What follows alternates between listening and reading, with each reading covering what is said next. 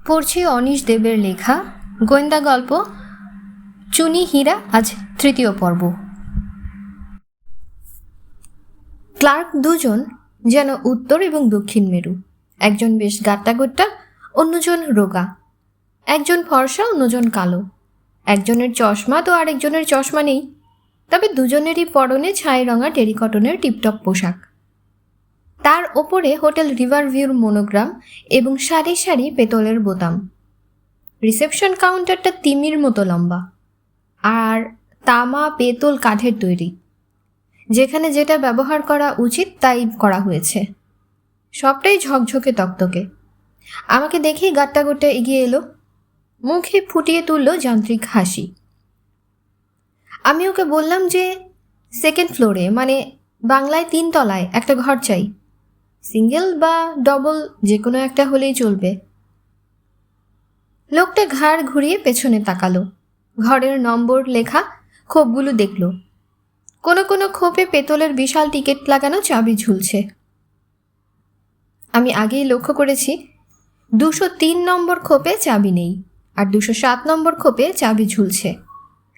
ঘরটা খালি হতে পারে, আবার এমনও হতে পারে 207-এর বোর্ডার চাবি কাউন্টারে জমা দিয়ে হুগলির হাওয়া খেতে বাইরে গেছে। লোকটা এবার খাতা খুলল, কী সব দেখে থেকে বলল, 207 নম্বর খালি আছে, সিঙ্গেল বেড, ভাড়া 950 টাকা। বোধহয় শেষ কথাটা বলল আমার চেহারা ও পোশাক দেখে। আমি পকেট থেকে টাকা বের করে গুনে 1900 টাকা দিলাম ওর হাতে। বললাম, 2 দিনের ভাড়া, পরে দরকার হলে 2-1 দিন বেশি থাকবো। লোকটা টাকা নিয়ে রোগা সঙ্গীকে ডেকে বলল কাগজপত্র তৈরি করতে। তারপর দোতলায় ওঠার সিঁড়ির মুখে দাঁড়িয়ে থাকা 3 জন উর্দি পরা বেয়ারার একজনকে ইশারায় কাছে ডাকল।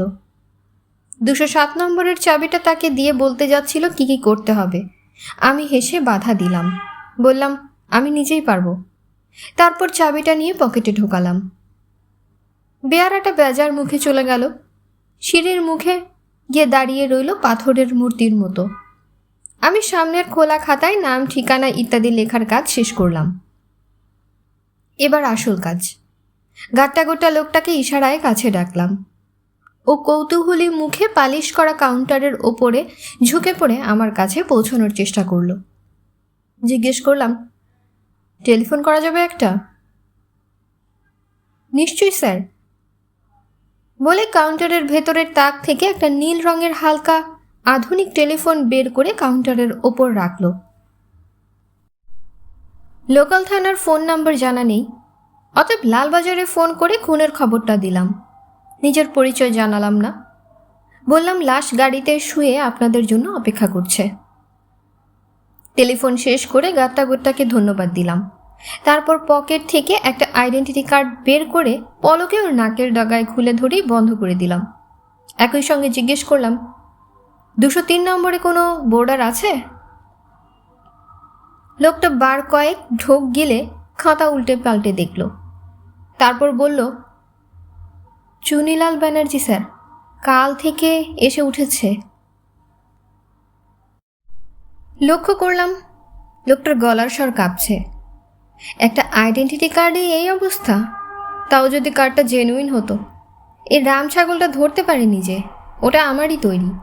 একটা আইডেন্টিটি কার্ড বাজার থেকে কিনে তার উপরে আমার পাসপোর্ট ফটো সেটা দিয়েছি, আর তার পাশে আমার নাম, বাবার নাম, জন্ম তারিখ, সই ইত্যাদি যেমন থাকা উচিত ঠিক তেমনটি রয়েছে। আর সবচেয়ে যেটা জরুরি সেটা হলো রাবার স্ট্যাম্প। আমাদের দেশের জনগণের রাবার স্ট্যাম্পে অগাধ বিশ্বাস, সুতরাং সেরকম জাতের একটা পুরনো রাবার স্ট্যাম্প নিয়ে তার ধ্যাবরা ছাপ চেপে দিয়েছি আইডেন্টিটি কার্ডের উপর। স্ট্যাম্পের মাঝখানে 3 সিংহের মূর্তির ছাপও আছে, নিছকে ভোতা আউটলাইন।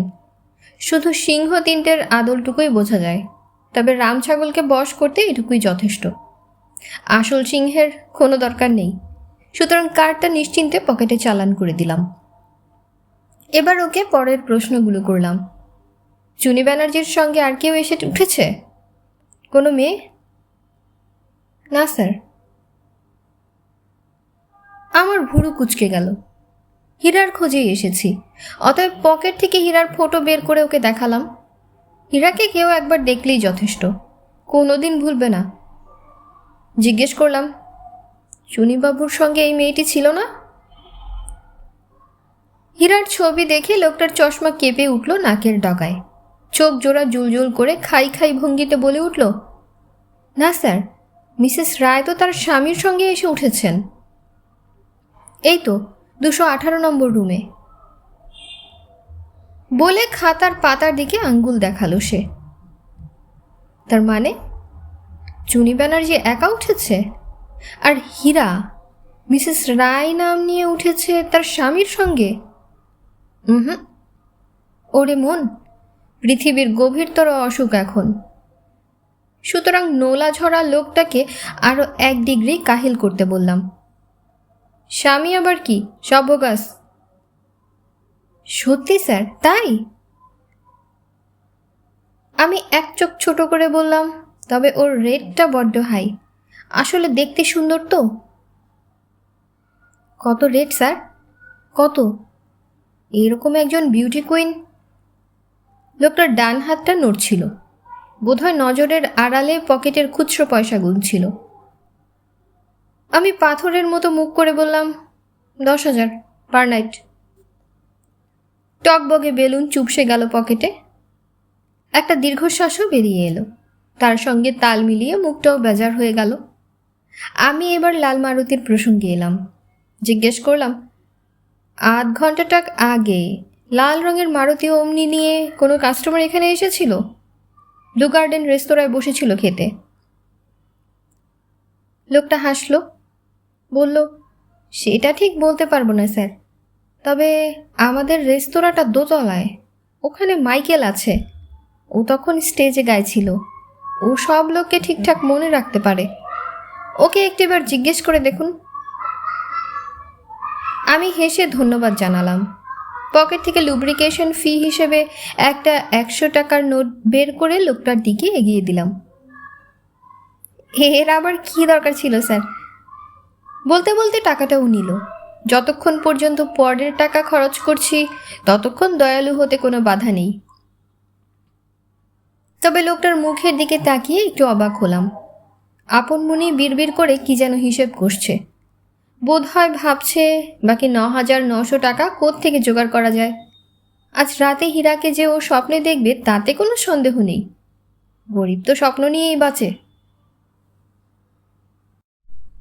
দোতলার সিঁড়ির পাশেই অটোমেটিক এলিভেটর। এলিভেটরে 3 তলায় উঠতে উঠতে ঠিক করলাম, আগে স্নান, তারপর খাওয়া, অবশ্যই ব্লু গার্ডেনে বসে আয়েশ করে, তারপর মাইকেল।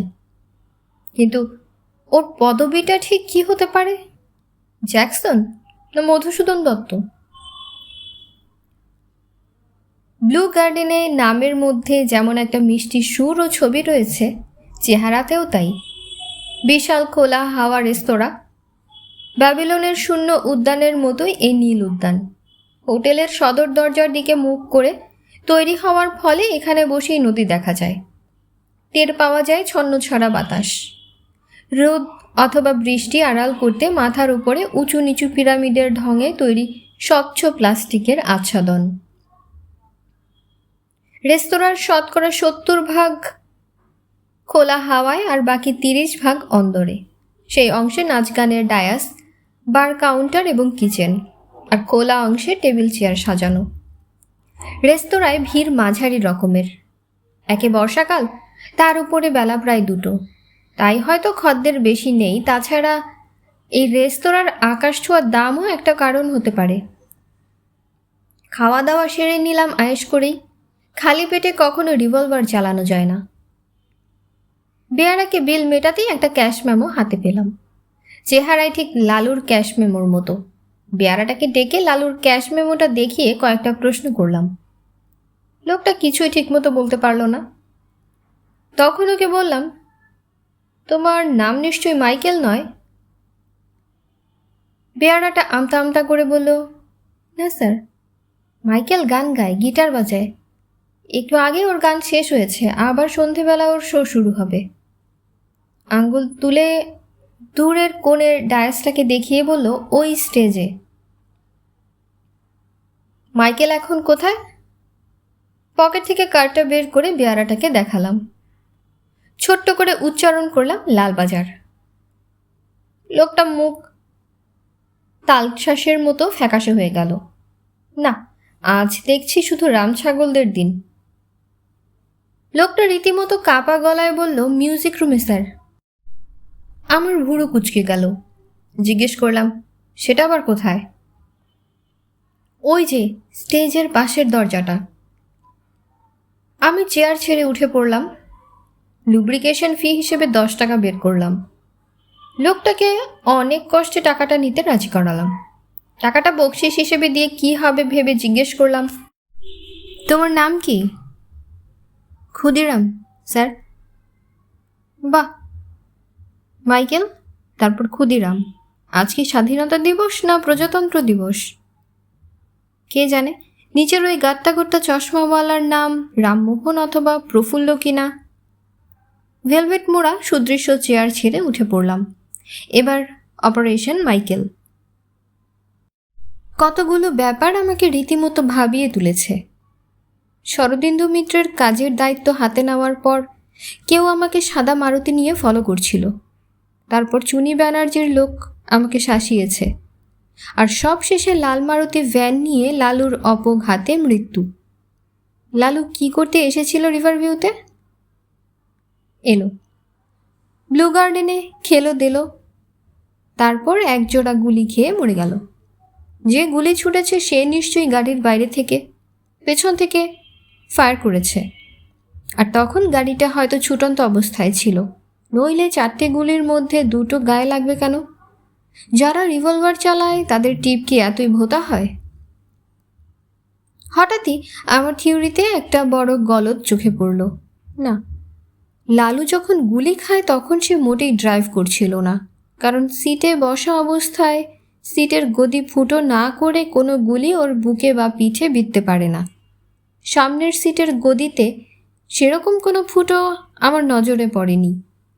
সুতরাং গুলি খাওয়ার পর লালু কোনো রকমে গাড়িতে উঠে গাড়ি ছুটিয়ে দিয়েছে। তখন আরও 4বার কেউ গুলি করেছে ওর গাড়ি লক্ষ্য করে। গুলি চালানোর ঘটনা ঘটেছে এখানেই, এই হোটেলে। এতে আর কোনো সন্দেহ নেই। তাহলে গুলির আওয়াজ কি কেউ শোনেনি, নাকি রিভলভারে সাইলেন্সার লাগানো ছিল?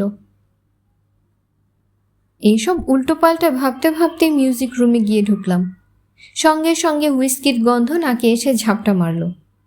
ঘরটা ঝিমঝিম অন্ধকার, তারই মধ্যে টুংটাং করে বাজছে গিটারের সুর। ঘরের এক পাশে যন্ত্রসঙ্গীতের নানা যন্ত্রপাতি, জ্যাজ, কঙ্গো, পারকাসন, ম্যারাকাস, পিয়ানো, অ্যাকর্ডিয়ন আর বড় মাপের ইয়ামাহা ইলেকট্রনিক অর্গান। সেগুলো থেকে খানিকটা দূরে দাঁড়িয়ে দাড়িওয়ালা মোটাসোটা একটা তামাটে শরীরটাকে সামান্য ঝুঁকিয়ে স্প্যানিশ গিটার বাজাচ্ছে। তার কাছে বসে আছে একটি রোগা চেহারার ছোকরা। আমি গিটারওয়ালার কাছে গিয়ে দাঁড়ালাম। হুইস্কির গন্ধ গায়ে মেখে জিজ্ঞেস করলাম, মাইকেল? দাড়িওয়ালার গিটার বাজতেই থাকলো। তারই মধ্যে সুর করে ছড়া কেটে বলল, কি চাই বলে ফেলো ভাই। হুইস্কির গন্ধ আবার ঝাপটা মারল নাকে। আমি জিজ্ঞেস করলাম, ঘণ্টাখানেক আগে ব্লু গার্ডেনে বসে খেয়ে গেছে একটা লোক, তারপর এই হোটেলেই গুলি খেয়ে রাস্তায় গিয়ে মরেছে। রেস্তোরাঁয় তখন আপনার শো চলছিল। লোকটার চেহারা বর্ণনা দিলে চিনতে পারবেন? রোগা ছেলেটা তড়াক করে উঠে দাঁড়ালো। এত স্বাভাবিক গলায় কখনো কাউকে খুনের ঘটনা বোধহয় বলতে শোনেনি। মাইকেল গিটার বাজাতে বাজাতেই হাসি মুখে সঙ্গীর দিকে তাকালো। বলল, ভয় পেলি তরুণ? তোর অবস্থা বড় করুন। তরুণ তখন ভয়ার্ত মুখে যাই যাই করছে। মাইকেল এবার আমাকে জিজ্ঞেস করলো, ভাই সবই তো বুঝলাম, কিন্তু আপনার কি নাম? গিটার বাজছিল, একবারের জন্যেও থামেনি। আমি দাঁত বের করে হেসে ছড়া কেটে বললাম, ভালো নাম অমিতাভ শিকদার, ডাকনাম পুলিশ। বলতে পারেন বুলেট খাওয়া লোকটার হদিস। ওদের দুজনেরই মুখের ছবি পাল্টে গেল। গিটারের তারের ওপরে থমকে গেল মাইকেলের আঙুল। কুতকুতে চোখ দ্রুত নড়াচড়া করতে লাগলো এদিক ওদিক। আর তরুণের অবস্থা এখন সত্যিই করুণ। মাইকেলকে এবার লালুর চেহারার বর্ণনা দিলাম। ও চুপ করে শুনল। তারপর গিটারটায় ভর দিয়ে দাঁড়িয়ে কিছুক্ষণ ভাবল। বলল, আবছা মনে পড়ছে ডায়াসের খুব কাছেই বসেছিল, বারবার ঘড়ি দেখছিল। তারপর একসময় ঘড়ি দেখেই জলদি খাওয়া শেষ করে ঝট করে উঠে পড়েছিল। তাড়াহুড়ো করে রেস্তোরাঁ থেকে বেরিয়ে গেছে। একটু থেমে আবার বলল, এই জন্যেই লোকটাকে মনে আছে, তবে রেস্তোরাঁ থেকে বেরিয়ে কোথায় গেছে বলতে পারবো না। মাইকেলের মুখ দেখে মনে হলো সত্যি কথাই বলছে। না, লালুর গল্প তাহলে এখানেই শেষ। হোটেলের ম্যানেজারকে আমি জিজ্ঞাসাবাদ করতে চাই না, কারণ তাতে শোরগোল হবে। আমার কাজ হীরাকে ফিরিয়ে নিয়ে যাওয়া, ব্যাস। মাইকেলকে আলগা গোছের ধন্যবাদ দিয়ে বেরিয়ে এলাম ঘর ছেড়ে। ও তখন আবার গিটার বাজিয়ে ঝংকার তুলতে শুরু করেছে। মাথা ঝুঁকিয়ে আমার ধন্যবাদ গ্রহণ করে বলল, অলওয়েজ ওয়েলকাম, মাইকেল ডিসুজা আমার নাম। আমি হাসলাম, বললাম, দরকার পড়লে আসবো আবার, এখন সময় হলো যাওয়ার। রেস্তোরাঁর দরজা ঠেলে বেরোনোর সময় মনে হলো ছোটবেলা থেকে রিভলভার চর্চা না করে যদি কবিতা চর্চা করতাম তাহলে বড় ভালো হতো। আজ আমাকে এভাবে লালুর খোঁজ করে বেড়াতে হতো না। শরীর খুব ক্লান্ত লাগছিল। 207 নম্বরে ফিরে এসে ঘুমিয়ে পড়লাম আরামের বিছানায়। সন্ধেবেলা কার পার্কের অ্যাটেন্ডেন্টকে বললাম লাল অমনির ব্যাপারে জিজ্ঞেস করা যাবে। আর হীরা যখন হাতের নাগালে রয়েছে তখন রাতের অন্ধকারে ওকে নিয়ে উড়ে যেতে অসুবিধা কি? শুধু একটা ব্যাপার মনের মধ্যে খচখচ করছিল। লালু মারা যাওয়ার আগে শরদিন্দু মিত্রের নাম বলে গেল কেন? হোটেল রিভারভিউর যে কোনো ভিউই চমৎকার। অন্তত সূর্য ডুবে যাওয়ার মুখে কার পার্কের সামনে দাঁড়িয়ে আমার তাই মনে হলো। সবুজ ঘাসের কিনারায় ঝুলন্ত শিকলের চেন, তারপরে মেটাল রোড এবং কার পার্ক। হোটেলের চৌহদ্দির পাঁচিল প্রায় 1.5 মানুষ উঁচু। সুতরাং নদী বা সূর্যাস্ত কোনোটাই সরাসরি দেখা যাচ্ছে না, তবে লালচে আকাশ পরোক্ষভাবে সূর্যের মৃত্যুদণ্ড ঘোষণা করছিল। আর হু হু বাতাসের গায়ে নদীর নাম লেখা ছিল। কার পার্কের কাছে চৌহদ্দির দেওয়াল ঘেঁষে 1/2 ডজন পাম গাছ, তার মাথায় পাতার ফাঁকে পাখির বাসা ও সংসারী পাখি। ঘাসের ওপর দাঁড়িয়ে ওদের নির্লজ্জ দাম্পত্য কলহ শোনা যাচ্ছে। আমি অ্যাটেন্ডেন্টের সঙ্গে কথা বলছিলাম। নেহাতি 20-22-এর ছোকরা, নাম শিবনাথ।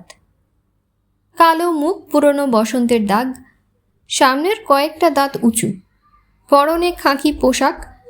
একটু আগে লুব্রিকেশন ফি জমা দিয়েছি 30 টাকা। তারপরেই লালুর গাড়ির খবর এবং বুলেটের ব্যাপারটা জানতে পেরেছি। লালু দৌড়ে এসে ওর গাড়িতে উঠছিল, সেই সময় ওর পিঠে গুলি লাগে। না, গুলির শব্দ শুনতে পায়নি শিবনাথ, তবে হঠাৎই লালুর পিঠে সাদা জামার ওপরে লাল রং ফুটে উঠতে দেখে চমকে উঠেছে। সময় তখন কটা হবে? এই 12টা, 12:30। কার পার্কে শিবনাথ একাই ছিল। ও ভয় পেয়েছিল। হ্যাঁ, মেটাল রোডের ওপরে হুমড়ি খেয়ে পড়ে গিয়েছিল লালু। তারপর শিবনাথকে অবাক করে দিয়ে উঠে দাঁড়িয়েছে। টলতে টলতে উঠে পড়েছে গাড়িতে। গাড়িটা চলতে শুরু করা মাত্রই আবার গুলি। কাচের উপরে গুলির শব্দ বেশ কয়েকবার। তখন শিবনাথ আন্দাজে ওপরের দিকে মুখ তুলে তাকিয়েছে। তখনই একটা লোককে দেখতে পেয়েছে ও। আমি মনোযোগ দিয়ে শিবনাথের কথা শুনছিলাম আর একই সঙ্গে চারপাশে নজর রাখছিলাম, কারণ খনা বলে গিয়েছেন, ন বিশ্বাসন্তি আপনং ছায়া, যার অর্থ নিজের ছায়াকেও কখনো বিশ্বাস করো না। শিবনাথ হোটেলের 3 তলার জানালায় একজন লোককে দেখতে পায়। না, তাকে ঠিক চিনতে পারেনি, তবে ওই ঘরটায়। আঙুল তুলে ঘরটা দেখালো শিবনাথ, আর সঙ্গে সঙ্গে আমার বুকের ভেতরে একটা হাতি ব্যালে নেচে উঠল। কারণ ঘরের নম্বরটা আমি আন্দাজ করতে পেরেছি, 203, চুনি ব্যানার্জির ঘর। শিবনাথ আর কিছু বলতে পারেনি। না, এই দুর্ঘটনার কথা কাউকে জানায়নি সে।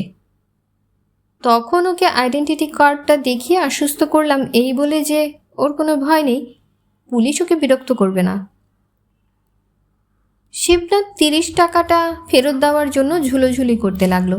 আমি হেসে বললাম, পুলিশ যেমন সবসময় সার্ভিস চার্জ নেয়, তেমনি মাঝে মাঝে সার্ভিস চার্জ দেয়, এটা অনেকটা সেই রকম। শিবনাথের কাছ থেকে সোজা ফিরে গেলাম নিজের ঘরে।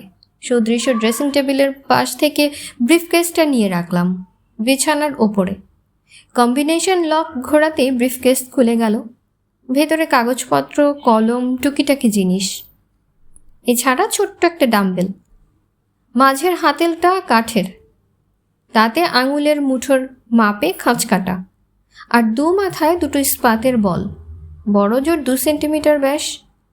ডাম্বেলটা মুঠো করে ধরলে হাতলটা দেখা যায় না, শুধু বল দুটো মুঠোর দুপাশে উকি মেরে থাকে। ডাম্বেলটা প্যান্টের পকেটে রাখলাম। তারপর ব্রিফকেস থেকে তুলে নিলাম 4 ইঞ্চি মাপের একটা সাইলেন্সার টিউব। টিউবের গায়ে নানা রঙের স্টিকার লাগানো, যাতে দেখে বোঝা না যায় এটার আসল কাজ কি। একটা স্মিথ অ্যান্ড ওয়েসন রিভলভারে ওটা প্যাচ দিয়ে লাগিয়ে নিলাম, তারপর প্যান্টের পকেটে ঢুকিয়ে দিলাম। অন্য স্মিথ অ্যান্ড ওয়েসনটায় হাত দিলাম না, তার বদলে ব্রিফকেস থেকে বের করে নিলাম নল কাটা একটা শটগান। তার বাট বলে কিছু নেই, একটা তেকোনা ইস্পাতের ফ্রেম নিয়ে শটগানের সঙ্গে এঁটে দিতেই একটা খাটো বাট তৈরি হলো। একবার দেখে নিলাম গুলি ভরা আছে কিনা, তারপর ওটা শিরদাঁড়ার কাছে প্যান্টের ভেতরে আধা আধি গুজে দিলাম। ঢোলা জামাটা টেনে দিলাম ওপর দিয়ে। ব্রিফকেস বন্ধ করে আয়নার কাছে গিয়ে দাঁড়ালাম। শরীর ঘুরিয়ে ফিরিয়ে দেখলাম শটগানটা দৃষ্টিকটুভাবে উঁচু হয়ে বিজ্ঞাপন দিচ্ছে কিনা। এই শটগানের বিজ্ঞাপনের দরকার নেই, একবার ফায়ার করলেই 200% কাজ দেয়। ঘর ছেড়ে যখন বেরোলাম তখন আমি দুনিয়া ছাড়ার জন্য তৈরি, কিন্তু তার আগে 203 নম্বর ঘরের রহস্য আমি ভেদ করতে চাই, সেই সঙ্গে লালুর মৃত্যু রহস্য। করিডোরে ওয়াল টু ওয়াল কার্পেট, সুতরাং পায়ের শব্দের কোনো ব্যাপার নেই, আর লোকজন কাউকেই চোখে পড়ল না। একবার শুধু একজন বেয়ারাকে দেখলাম, হাতে ট্রের ওপরে বোতল ও গ্লাস। আমি বেয়ারাটাকে পাশ কাটিয়ে গেলাম এবং 203 নম্বরের দরজাটাও বেরিয়ে গেলাম। যখন দেখলাম পথ পরিষ্কার তখন 203-এর সামনে এসে নক করলাম ব্যস্তভাবে। কিছুক্ষণ কোনো উত্তর নেই। তখন আমি কলিং বেলের বোতাম টিপলাম, তারপর আবার নক করলাম। এবার কেউ ভরাট গলায় প্রশ্ন করল, কে? ভাবার সময় নেই, অতএব যা মুখে এলো বলে দিলাম। দরজা খুলুন মিস্টার ব্যানার্জি, আমি রিভারভিউ ম্যানেজার। তারাওয়ালা হোটেলের ম্যানেজাররা নিশ্চয়ই বেয়ারাদের মতো বোর্ডারদের দরজায় দরজায় ঘুরে বেড়ায় না, কিন্তু তার সত্ত্বেও কাজ হলো। দরজার সামান্য ফাঁক হলো, একটা ভয়ার্ত চোখ দেখা গেল সেই ফাঁকে, চুনি ব্যানার্জির চোখ। আমি দরজায় সপাটে এক লাথি মারলাম, আর একই সঙ্গে পকেট থেকে সাইলেন্সার লাগানো স্মিথ অ্যান্ড ওয়েসনটা বের করে বাগিয়ে ধরলাম। তারপর ঘরে ঢুকেই দরজা বন্ধ করে দিলাম, ছিটকে নিয়েও এঁটে দিলাম। মেঝেতে পড়ে যাওয়া চুনি তখনও পুরোপুরি সামলে উঠতে পারেনি। রিমলেস চশমা চোখ থেকে সরে গিয়ে কাত হয়ে নাকের কাছে আটকে রয়েছে। ব্যাক ব্রাশ চুলের পরিপাটি ভাব নষ্ট হয়ে গেছে, শুধু ডান গালের তিলটা রয়েছে জায়গা মতোই, নড়ে যায়নি। নলকাটা শটগানটার জন্যে পিঠের কাছটায় খচখচ করছিল, কিন্তু সেটা ভ্রুক্ষেপ না করে আমি 2 পা ফাঁক করে দাঁড়িয়ে রইলাম। 2 হাতে স্মিথ অ্যান্ড ওয়েসনের বাট চেপে ধরেছি। সাইলেন্সারের নল সরাসরি চুনির কপাল দেখছে। শক্ত গলায় চুনিকে বললাম, উঠে দাঁড়ান। চশমা ঠিক করে সাইলেন্সারের নলের দিকে স্থির নজর রেখে ধীরে ধীরে উঠে দাঁড়ালো চুনিলাল। তারপর অপমানে আহত গলায় বলল, হাত দুটো কি মাথার উপরে তুলতে হবে? আমি হাসলাম, কোনো দরকার নেই, হাত তুলুন আর নাই তুলুন, আমার টিপ ফসকাবে না। চুনিলাল মাথার চুল ঠিক করলো, প্যান্ট শার্ট ঝাড়ল, তারপর খানিকটা শান্ত গলায় বলল, কবে থেকে হোটেল রিভারভিউর ম্যানেজার হয়েছেন? আপনার ঘরের দরজায় নক করার আগে 2 সেকেন্ড আগে থেকে। ও। হাত নাড়ালো চুনি, বলল, নিন, আর দেরি করছেন কেন? কাজ শেষ করুন। কাজ? কি কাজ? একটু অবাক লাগলো আমার। চুনির কাছে গিয়ে শরীর হাতটা দেখলাম ও নিরস্ত্র। তখন রিভলভার পকেটে রাখলাম। ওকে জিজ্ঞেস করলাম, ঘরে আর কে আছে? চুনির নজর কেঁপে গেল একতিল, কিন্তু আমি সেটা লক্ষ্য করলাম। সুতরাং ওকে পাশ কাটিয়ে এগিয়ে গেলাম ভেতরের ঘরের দিকে। ভেতরের ঘর বললাম বটে, কিন্তু ঘর আসলে একটাই, একটা ভারী পর্দা সেটাকে বসবার ঘর ও শোবার ঘর ভাগ করেছে। সবুজ পর্দাটা অনেকখানি টানা ছিল, কিন্তু পর্দার ডান দিকে দরজার মতো সামান্য ফাঁক রয়েছে। আমি সেই ফাঁক দিয়ে ভেতরের ঘরে যাইনি। চুনিলালের কেঁপে যাওয়ার নজর আমাকে সাবধান করে দিয়েছে 1 লহমা আগেই।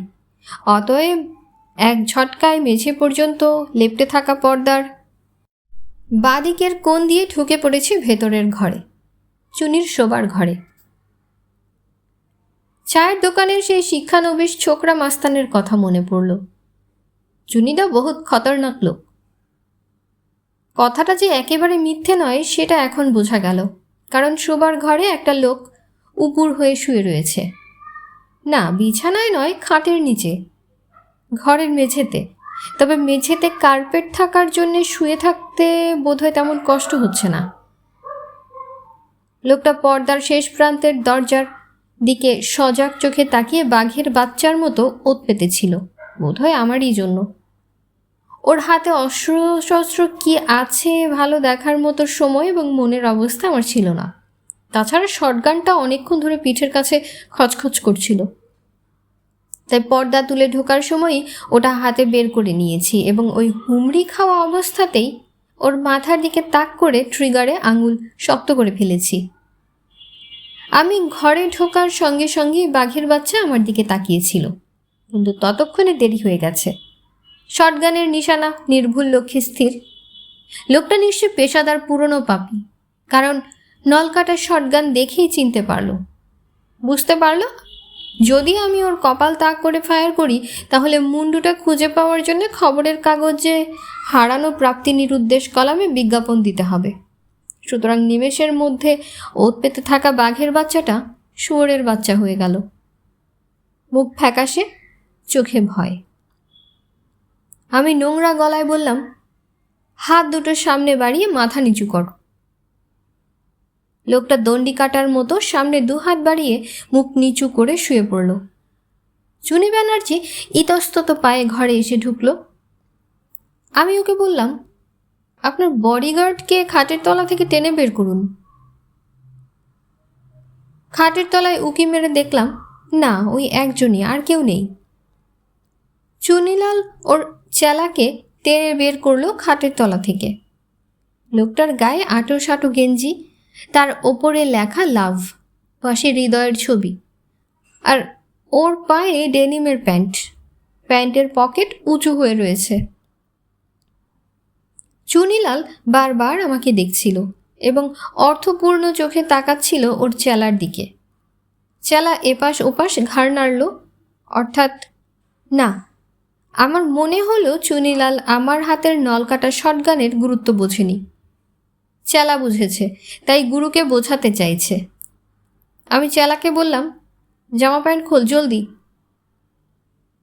দুজোড়া চোখ অবাক হয়ে গেল, কিন্তু কথা শুনল চেলা। আমার দিকে সাবধানে চোখ রেখে গেঞ্জি প্যান্ট খুলে ফেলল। লোকটার পাকানো পেটানো চেহারা, মাথার চুল কদম ছাট। এখন ওকে ভিআইপি জাঙ্গিয়ার বিজ্ঞাপনের মতো দেখাচ্ছে। চুনিলাল ব্যানার্জি বোধহয় ধীরে ধীরে সামলে উঠছিল। ঠান্ডা গলায় জিজ্ঞেস করলো আমাকে, আপনি কে? কি চান এখানে? আমি কয়েক সেকেন্ড ভাবলাম, তারপর বললাম, শুনলে খারাপ লাগবে, কিন্তু আমার কোনো উপায় নেই। আমি হীরাকে ফিরিয়ে নিয়ে যেতে এসেছি। একটু থেমে আবার বললাম, তাছাড়া এই ঘর থেকে আজ সকালে গুলি চলেছে। একটা লোকের পিঠে গুলি লেগেছে। লোকটা ওন্ডেড অবস্থায় লাল রঙের মারুতি ভ্যানে চড়ে রিভার ভিউ ছেড়ে বেরিয়ে পড়ে, তারপর রাস্তায় মারা যায়। কথা বলতে বলতে আমি চুনির চেলা উলঙ্গনাথকে পাশ কাটিয়ে জানালার কাছে এগিয়ে গেছি।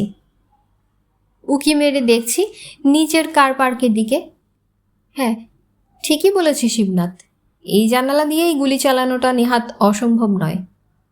বোধহয় 2-3 সেকেন্ড অমনোযোগী হয়ে গিয়েছিলাম এবং সেই অন্যমনস্কতার সুযোগে উলঙ্গনাথন আমার শর্ট গান লক্ষ্য করে ঝাঁপিয়ে পড়েছে। ওকে আমি গুলি করতেই পারতাম, কিন্তু শর্ট গানে নয়েজ পলিউশন হয়। 10টা লোক ছুটে আসতে পারে এই ঘরে, তারপর সন্দেহ নেই আমার কাজ পণ্ড হবে।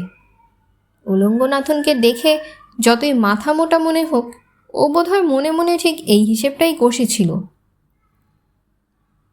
শটগানটা আমার হাত থেকে ছিটকে পড়ে গেল বিছানায়, আর একই সঙ্গে আমি উলঙ্গনাথনের শরীরের একমাত্র পোশাক ঢাকা অঙ্গ লক্ষ্য করে তীব্র লাথি চালিয়ে দিয়েছি।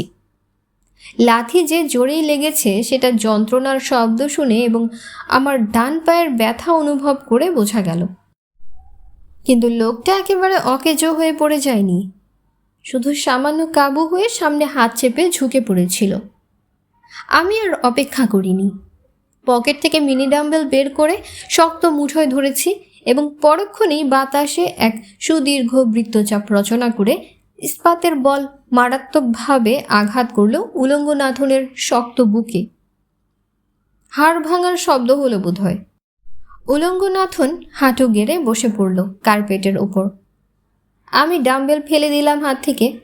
খালি হাতের লড়াইয়ের বিখ্যাত বই কিল অর গেট কিল্ড এর 50 পৃষ্ঠার নির্দেশ অনুযায়ী 2 হাতে প্রচণ্ড চাপড় মারলাম উলঙ্গনাথনের 2 কানের ওপরে। বেশ জোরে শব্দ হলো। জানি এই শব্দ উলঙ্গনাথনের কানে বাজ পড়ার শব্দের মতো শুনিয়েছে এবং ওর 2 কানের পর্দা নিশ্চয়ই ফেটে গেছে। উলঙ্গনাথনের চোখ উল্টে গেল। ও চিত হয়ে পড়ে গেল কার্পেটের ওপরে। ওর তামাটে বুকের মাঝখানে একটা জায়গা কালচে নীল হয়ে ফুলে উঠেছে। চুনি ব্যানার্জি ভয়ার্ত চোখে নিথর হয়ে পড়ে থাকা উলঙ্গনাথনকে দেখছিল। আমি ডাম্বেলটা কুড়িয়ে নিয়ে পকেটে রাখলাম। শটগানটা বিছানা থেকে তুলে নিয়ে এগিয়ে গেলাম চুনির কাছে। উলঙ্গনাথনকে দেখিয়ে বললাম, এটাকে কোত্থেকে জোগাড় করেছেন? যদি গ্যারান্টি পিরিয়ডের মধ্যে থাকে তাহলে সেখানে জমা দিয়ে রিপেয়ার করিয়ে নেবেন।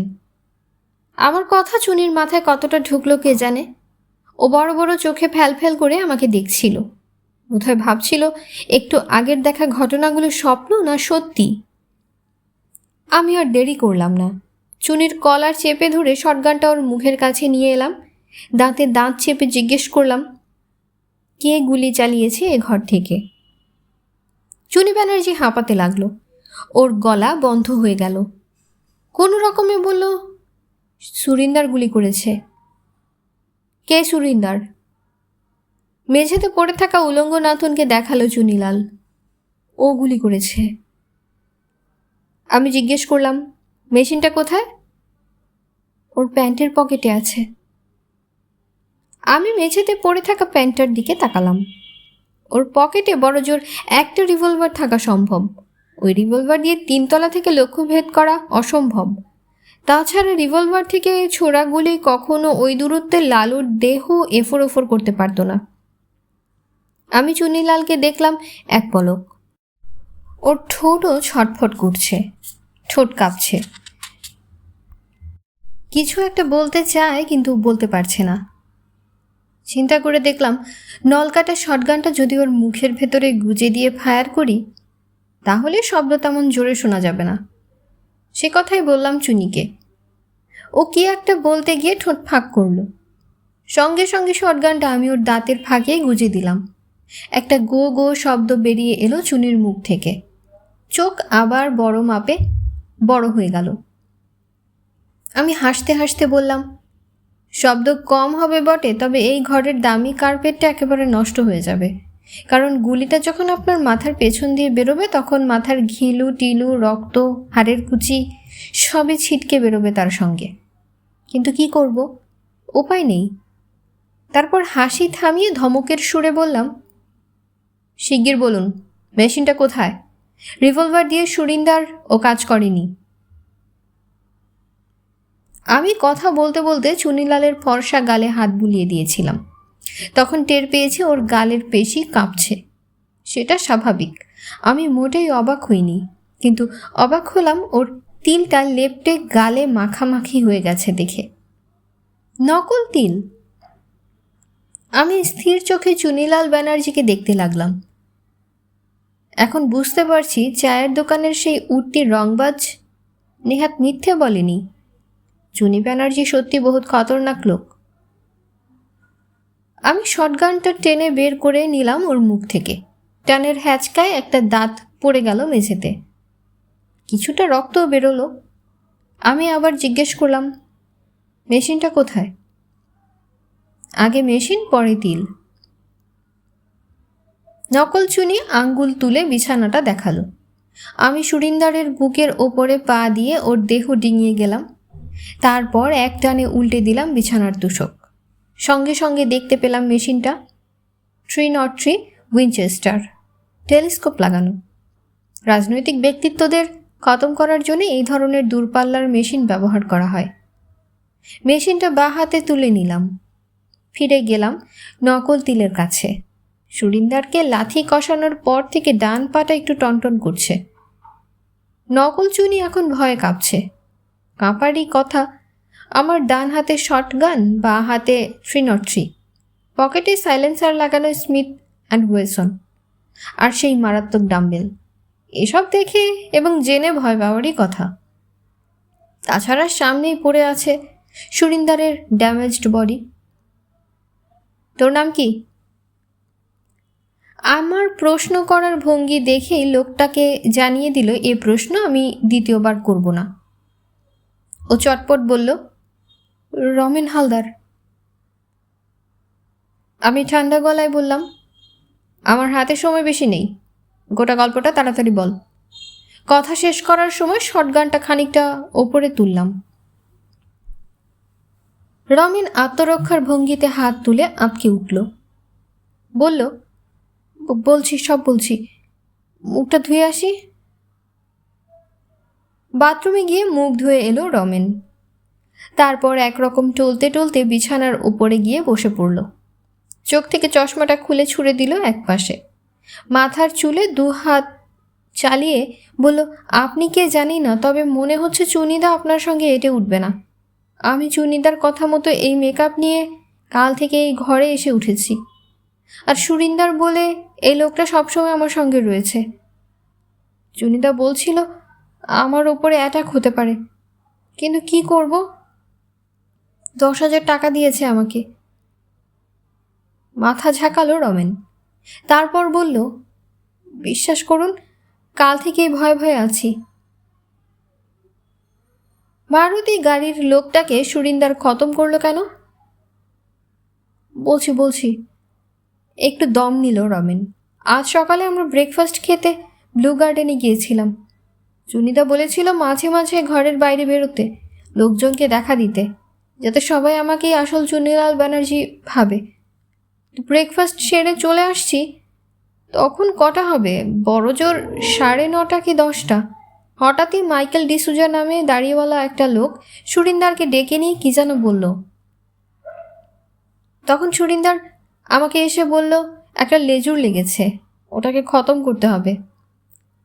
সুরিন্দারকে আমি চিনি না, আগে কখনো দেখিনি। তো আমি ঘরে ফিরে এলাম, কিন্তু সুরিন্দার কিসব খোঁজ খবর করতে চাইল। অনেকক্ষণ পর ফিরে এসে হাঁপাতে হাঁপাতে বলল, রমেনবাবু কেস খারাপ। ওই ফেউটা আপনার মেকআপের ব্যাপারটা কি করে যেন জানতে পেরে গেছে। ও এখন ফিরে গিয়ে মিত্তির সাহেবকে খবর দিলেই মুসিবত। আবার দম নিতে থামল রমেন। ওর ভয়ার তো চোখ মুখ বিচ্ছিরি দেখাচ্ছে। এসব ছাপোষা লুডো খেলা লোককে কেন যে এই খুন খুন খেলার মধ্যে টেনে আনা কে জানে। হালদার আবার বলতে শুরু করলো। ব্যাস, তারপর থেকে এই জানালায় রাইফেল তাক করে বসে রইল সুরিন্দার। অনেকক্ষণ পর 4 বার ফায়ার করলো শুনলাম। আমার তখন মাথা ঝিমঝিম করছিল। সুরিন্দার হাসি মুখে আমার কাছে এসে বলল, পাখির গায়ে গুলি লেগেছে, কিন্তু কি করে যে শালা ওই হালতে গাড়ি নিয়ে বেরিয়ে গেল কে জানে। চুনিবাবুকে খোঁজখবরিটা জানিয়ে দিন। রমেন হালদার এখন রীতিমতো কাঁপছে। মানুষ খুন করাটা কোনোদিনই ওর সিলেবাসের মধ্যে ছিল না। আমি প্রশ্ন করলাম, চুনি ব্যানার্জিকে কি করে খবর দেন আপনি? টেলিফোনে। কোথায় ফোন করেন? আমার ঘরের উল্টো দিকের 218 নম্বর ঘরে। চুনিদা ওই ঘরেই আছে কাল থেকে। ভাঙা দাঁতের জায়গাটায় জিভ বুলিয়ে নিল রমেন। আমার হাসি পেয়ে গেল। কি চমৎকার ব্যবস্থা! শরদিন্দু মিত্র বোধহয় এরকম হিসেবের কথা ভাবেননি। কিন্তু এখন আমার সত্যিকারের চুনিলাল বন্দ্যোপাধ্যায়ের সঙ্গে দেখা হওয়া দরকার। রিসেপশনের খবর অনুযায়ী 218 নম্বর ঘরেই আছে হীরা, আর তার সঙ্গে হীরার মাসুক চুনি। আমার গলা খুসখুস করছিল, একটু ভেজাতে পারলে ভালো হতো। সে কথাই বললাম রমেনকে। ও মাথা নাড়ল, ঘরে স্টক নেই। 303টা এতক্ষণ ধরে ঝুলিয়ে রেখে বাঁ হাতটা টনটন করছিল। ওটা রেখে দিলাম তোষকের নিচে। বিছানাটা আবার ঠিকঠাক করে দিলাম। রমেনকে বললাম সবুজ পর্দাটা ঠেলে একপাশে সরিয়ে দিতে। ও চটপট কথা শুনল। এরকম প্রভুভক্ত লাখে একটা পাওয়া যায়। চুনি ব্যানার্জিকে ফোন করে এ ঘরে ডেকে নিয়ে এলে কেমন হয়? এবং স্বাভাবিকভাবেই ফোনটা করতে পারে রমেন হালদার। অতএব রমেনকে বললাম ফোন করতে। ঘরের উত্তর দিকের দেওয়াল ঘেঁষে টেলিফোন। রমেন রিসিভার তুলে ডায়াল ঘোরালো।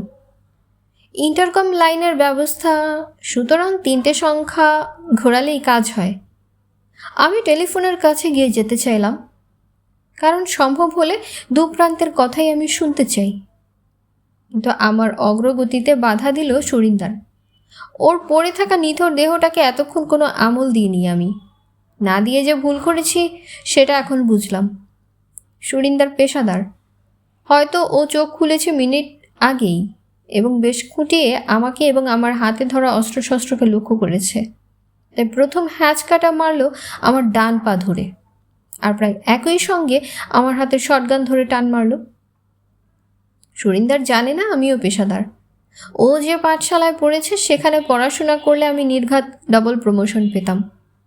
সুতরাং ওর হ্যাচকা টানের টাল খেয়ে পড়ে যেতে যেতেই শটগানের ট্রিগারে আঙ্গুলের চাপ দিলাম, কারণ নয়েজ পলিউশনের চেয়ে প্রাণের দাম বেশি। গুলির শব্দ হলো, তবে আওয়াজটা যত জোরে শোনাবে ভেবেছিলাম ততটা শোনালো না। সুরিন্দার শটগান ধরে টান মেরেছিল, তবে ও ভাবেনি ওই বেটাল অবস্থাতেও আমি ফায়ার করতে পারবো। না, গুলি সুরিন্দারের গায়ে লাগেনি। গুলি বিঁধেছে কার্পেটে। তবে গুলি ছোড়ার পরক্ষণেই শটগানের নল চেপে ধরেছিল সুরিন্দার, তাই ওর হাত পুড়ে গেছে। ও যতটা ক্ষিপ্রভাবে আমাকে আক্রমণ করেছিল তার চেয়েও দ্রুত গতিতে ফিরিয়ে নিল ছ্যাঁকা খাওয়া হাতটা। আমি পড়ে গিয়েছিলাম মেঝেতে। শটগানও ছিটকে গেছে হাত থেকে, কিন্তু সুরিন্দারের ছ্যাঁকা খাওয়ার ব্যাপারটা আমাকে বাড়তি 2-3 সেকেন্ড সময় দিয়েছে, তাই যথেষ্ট। কোনো রকম ভাবনা চিন্তা না করেই পা চালালাম। বোধহয় সুরিন্দারের মাথায় লাগলো, কিন্তু ও দমল না। স্বাস্থ্যবান শরীরটাকে বেঁকিয়ে ঝাঁপিয়ে পড়ল বিছানার কোণে। ও জানে তোষক ওল্টালেই দূরপাল্লার মেশিনটা ওখান থেকে পাওয়া যাবে।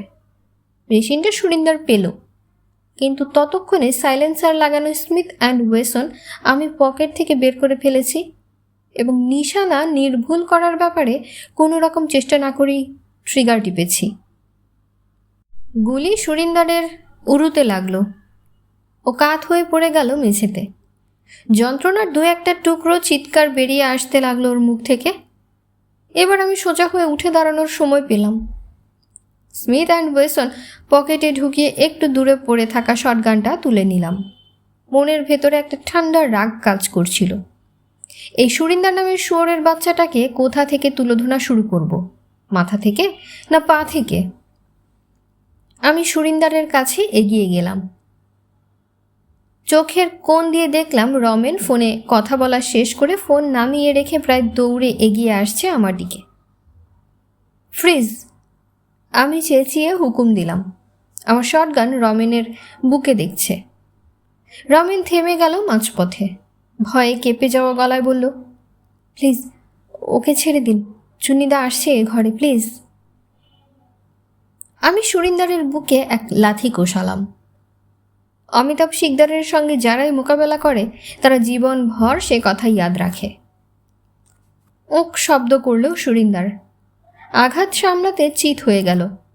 ওর উরু থেকে রক্ত গড়াচ্ছে। আমি সুরিন্দারের বহু যত্নে বানানো পেশি ও হাড় দেখছিলাম।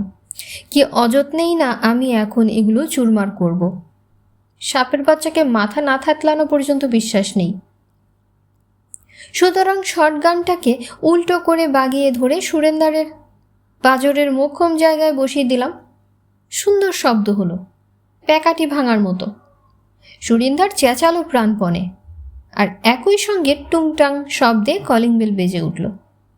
আমার চোখে মুখে বোধহয় খুন চেপে গিয়েছিল, কারণ রমেন ছুটে এসে আমাকে একরকম জড়িয়ে ধরল।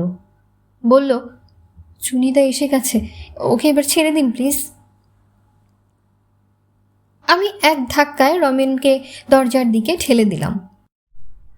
তারপর শটগান বাগিয়ে ধরে দেওয়ালে পিঠ দিয়ে দাঁড়ালাম।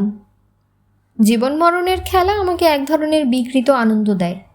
স্পষ্ট টের পাচ্ছি আমার রক্ত টকবক করে ফুটছে, কিন্তু মাথা বরফের মতো ঠান্ডা। রমেন প্রথমে দরজার সামান্য ফাঁক করল, তারপর দরজা খুলে দিয়েই এক পাশে সরে দাঁড়ালো। আসল চুনিলাল বন্দ্যোপাধ্যায় ঘরে ঢুকেই দরজাটা আবার বন্ধ করে দিল। ভুরু কুচকে চারপাশটা দেখল। পরিস্থিতি আঁচ করল বোধহয়। তারপর রীতিমতো শান্ত গলায় বলল, রমেন, সুরিন্দারকে ফার্স্ট এড দাও, কোনো রকমে ম্যানেজ করো। আমি এখন আর বাড়তি ঝামেলা চাই না। চুনি ব্যানার্জির কথা ব্যক্তিত্বের ছাপ টের পেলাম। এই লোকের পক্ষে মিত্র সাহেবের ডান হাত হওয়া সম্ভব, কিন্তু সুরিন্দারের হয়তো লাস্ট এড প্রয়োজন এখন। চুনিলালের চোখে রিমলেস চশমা নেই, মাথার চুলও ব্যাক ব্রাশ করা নয়, সামান্য এলোমেলো। বোধহয় আলতো ছদ্মবেশ নেওয়ার চেষ্টা করেছে, কিন্তু ফটোর চেহারার সঙ্গে মিলছে পুরোপুরি।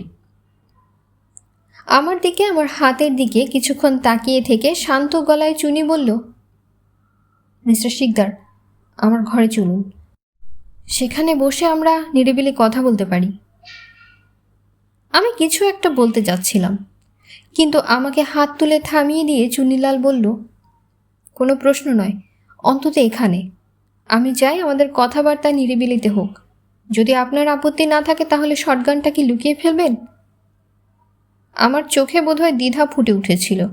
সেটা লক্ষ্য করেই চুনি আরও বলল, না, ভয় নেই। আমাকে আপনি সুরিন্দারের মতো মূর্খ ভাববেন না। আপনার নাম যারা জানে তারা অন্তত বোকার মতো ঝুঁকি নেবে না। আমি এতক্ষণে হাসতে পারলাম।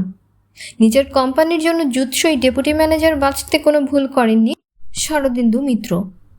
সুতরাং শটগানটা জায়গা মতো গুজে নিয়ে চুনি ব্যানার্জির কাছে এগিয়ে গেলাম।